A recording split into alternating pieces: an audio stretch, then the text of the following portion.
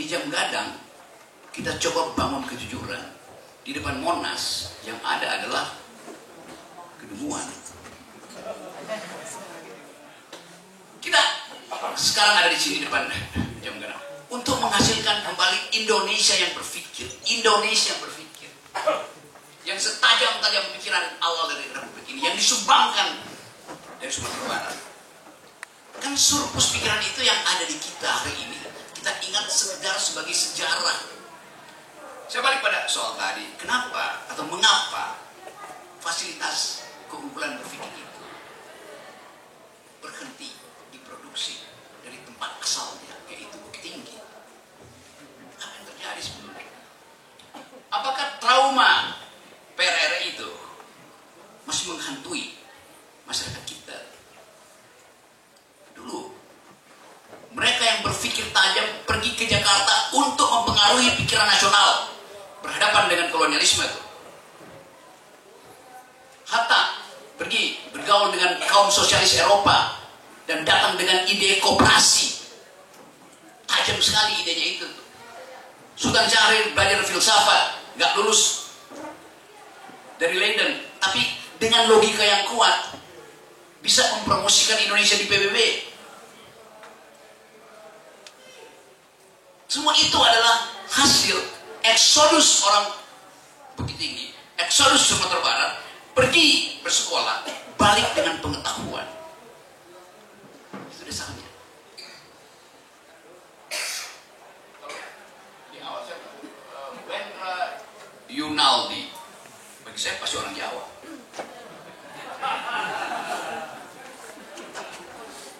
Ada trauma untuk memakai nama Minang.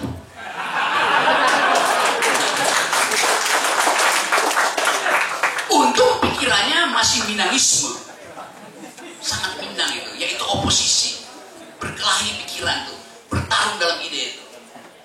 Jadi gak usah peduli dengan nama, what is in name, kata Shakespeare. Saya balik pada duduk perkara kita, kebangsaan kita. Kita bicara tentang kebangsaan di Jam Gadang, sementara yang ada di depan Monas adalah kebangsaan. Dialektika itu yang bisa kita uji.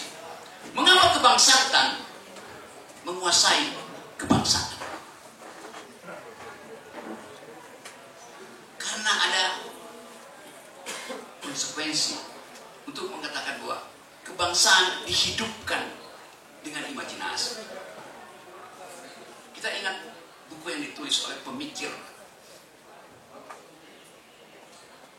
seorang Indonesianis dari Cornell University, Ben Anderson, menulis buku The Imagine Community. Indonesia is the Imagine Community.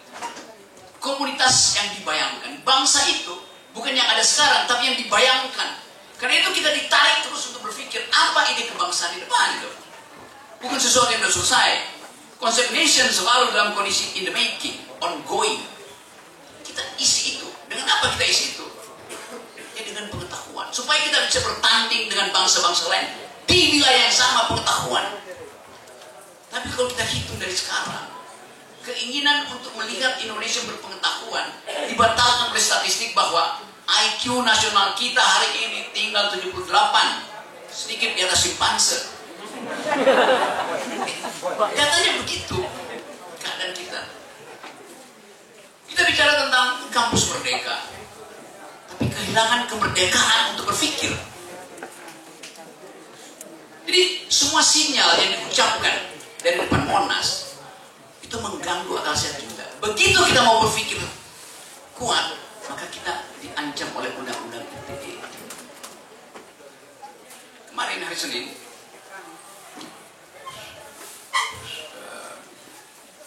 kasus saya diputuskan bebas oleh pengadilan Jakarta Selatan. Hakimnya hakim yang berpikir. Dia katakan bahwa Rocky Gerung berhak untuk mengkritik kebijakan pemerintah. Yang paling tinggi adalah kritik terhadap presiden. Karena itu ucapan Rocky Gerung ini putusannya bunyi begitu, bahwa Jokowi bajingan tolol itu tidak boleh diperkarakan.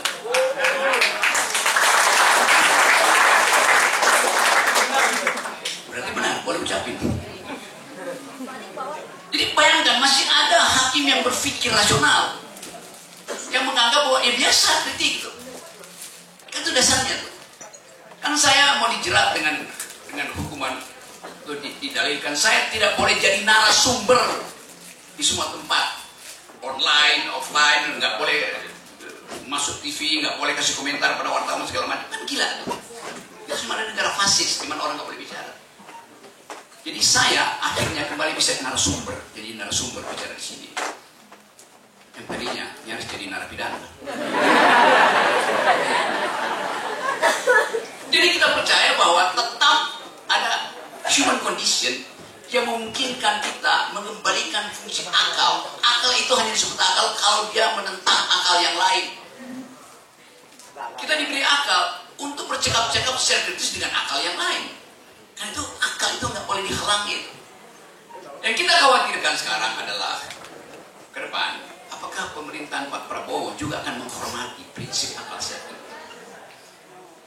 Itu artinya dia mesti katakan bahwa saya akan memimpin Indonesia berbeda dengan cara rejim Jokowi memimpin Indonesia yang anti oposisi, yang melegalkan pidana pada orang-orang yang berpikir.